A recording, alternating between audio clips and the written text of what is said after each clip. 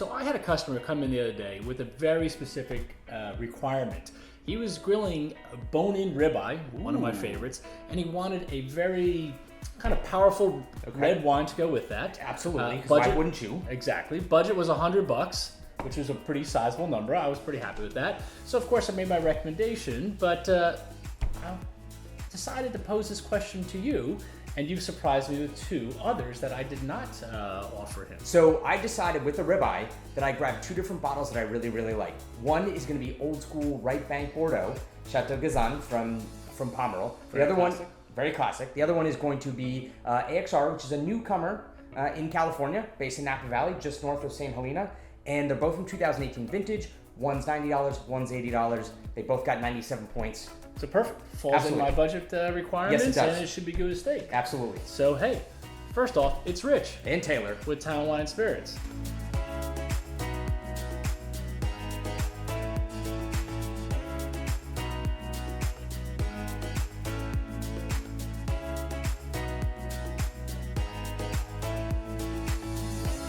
So I do love these two choices. I like it's going old world, new world. Yep. Like you said, which is awesome.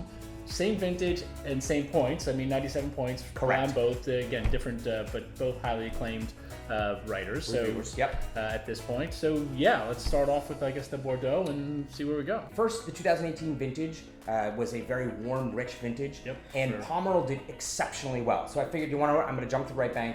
I'm going to pick an absolute classic producer, and this is going to be from their 100th anniversary bottling of the family that currently owns the property. All right, 97% Merlot. No. Sorry, 93% Merlot, 7% Cabernet Franc. Yep, absolutely. Aged for 18 months in French oak. Yep. But 50% new. Correct. All right. And the other 50% is second year wood. So immediately, if you guys could see, beautiful, deep, rich color. And the nose is nose is ultra concentrated. It is. It's very dark. It's very it's a lot of power behind it.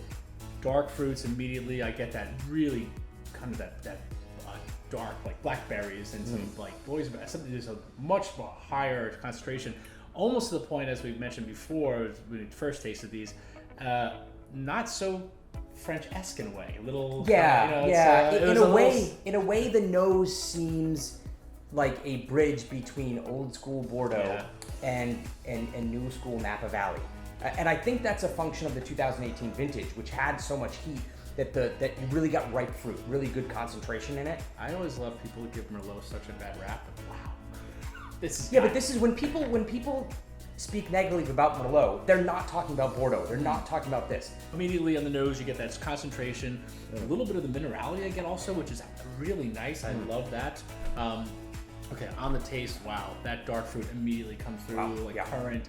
I do get a little bit of that minerality though as well, which I do too. Like. Yeah. Very tannic, so definitely that steak would be absolutely dynamite. Yes. Sing. That ribeye really, really would enhance this and soften out some of the tannins, add another layer to the wine.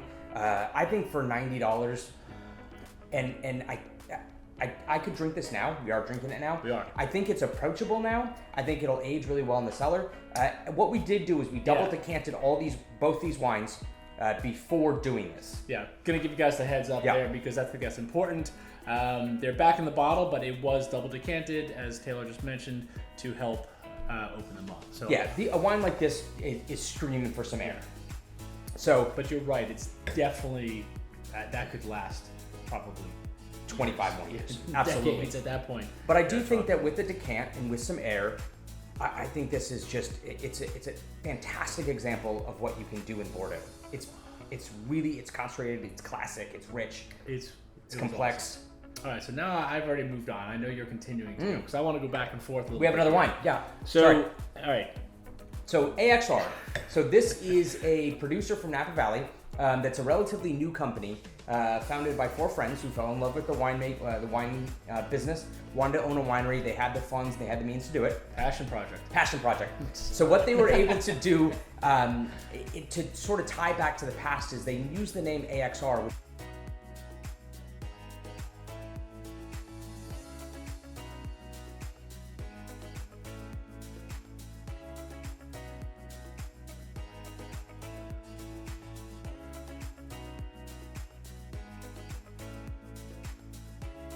So now this is, again, 2018. It is aged in French oak. Yes. 80% new. Yep. And it's 22 months. 22 out. months. And it's 100% Cabernet. Yep. So immediately the fruit is just jumps out of this glass. It's much, there's a lot of density, there's a lot of richness, a lot of berry fruit. It certainly has a lot of black fruit and that darker, but there's it's a little bit more rounded. Yes. And there's a little bit of a sweetness to it, as well as I'm getting a slight herbal component. I definitely get some herbal flower. I get some definitely a flower note that's coming through. But you stick your nose in it, and you immediately know you're drinking a wine or smelling a wine that's made by a really high-end producer that has excellent fruit sources, that really knows what they're doing. The wood is so well integrated; it's actually really well integrated on both of them. So I'm glad you said that, because you're right. As we've going through this whole thing, we did not talk about wood once. Yes. On either until you just mentioned the integration, because I agree, the balance between. Again, the quality of winemaking and then ultimately the aging in barrels is clearly at the highest level. It's highest level, absolutely. And so what's cool about this is that there's actually a nice little sort of dual personality to the wine, where it's got that richness, it's got that layer, it's got that really big sort of concentrated fruit, but then there's a really good tone in classic structure in the backside of this with good tannins, good acidity, really provides a nice sort of like freshness and lift to the wine. I also love the fact that you're getting Napa Cab, so I know they're just north of St. Helena, that's where their winery is, but it's such a beautiful fruit without being jammy or sweet. Yeah, there's no real sugar layer to this. There's a slight sweetness on the nose, but it's not a sweet wine. It doesn't, and I'm afraid sometimes in California, especially, I know 2018 was not the hottest of summers for them, but ultimately you're not getting that. A little bit of that. Yeah. So it was definitely really refreshing. It was a cooler. 2018 was a cooler year, especially in sort of August. It was like much colder than normal, which gives it gives it a longer sort of growing season, which allows the phenolics to ripen at a very slow rate and really sort of gain perfect ripeness. Then they had a nice little sort of like late September, early October sort of spike of heat, which just really finishes it all off. Absolutely. So it's crazy to go back and forth now.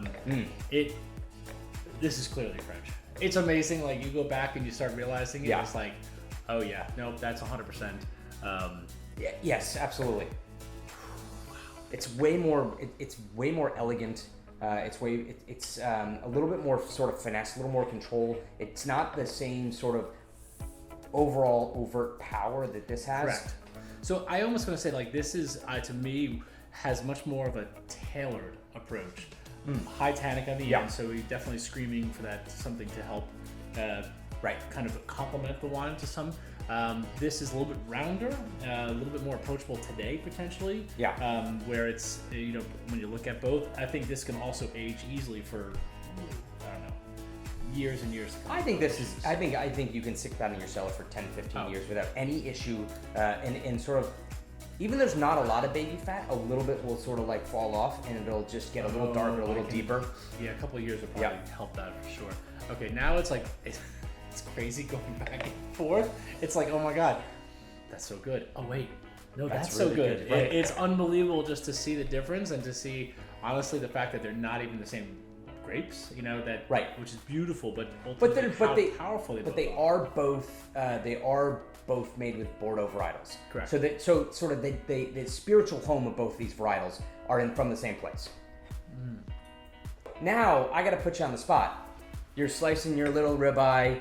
You got some fat, you got some richness. Which one do you want to drink? That's really hard. You got to make a choice. I know. Let's go. Hold on. I might have to. So go California. That's not what you expected? That's not as ironic as what I'm gonna say. Oh, I love it. So everybody knows, or not everybody, but most people know. I know that I am going to lean Old World almost 100% of the time. Yeah. 99% of the time, I'm going to be Old World. I'm going to be French. I'm going to be Italian, and I think sort of tasting these side by side and making an assumption of what they're going to be like with the steak, I actually would lean Napa Valley on this one. All right, next episode we're grilling. I know we're gonna do it. We're gonna find out. Because as this is opening up, like there's a really beautiful, like floral, spicy component, like baking spice component that's coming out of the AXR. It's funny, as I go back and forth, I'm getting the secondary notes are coming up a little bit. So to me, it's a little bit more the minerality I get from here. And then, of course, when I go to California, I'm getting a little more of the herbal. I think the baking spice, like there's definitely, and the beauty though, to me again, which I love both of these, I am not, the wood is so well integrated. It's not offensive. I'm not getting it going in one direction. I agree. I'm not getting like that cedar or something. Like it's so... Which is really surprising. Yeah. For 22 months? For 22 months and 80% new wood, it's soaked it all up, which just really goes to the high quality source they have on fruit here. I think it is, I don't know, man. I think this is awesome. I think they're both really impressive. We actually agree on the same one. I know. That's amazing. Are we supposed to disagree? Is this supposed to be like Talk Sports Radio? Well, that's just awesome. I think both wines are smashing. I think they're both worth the money. I think they're taste them side by side. So if you have the money and you really want to do it, it'd be a lot of fun to taste them side by side with the food. I think it would make a really fun evening. That's so good. It definitely, it's really interesting to see the difference. Yeah, I might be on Team Napa. That's crazy. It's crazy. Anyways, well, hey, I hope you guys liked the video. If you did, give us a thumbs up. Hit the subscribe button. Please we appreciate that, and we'll see you soon. All right. Thanks. Cheers.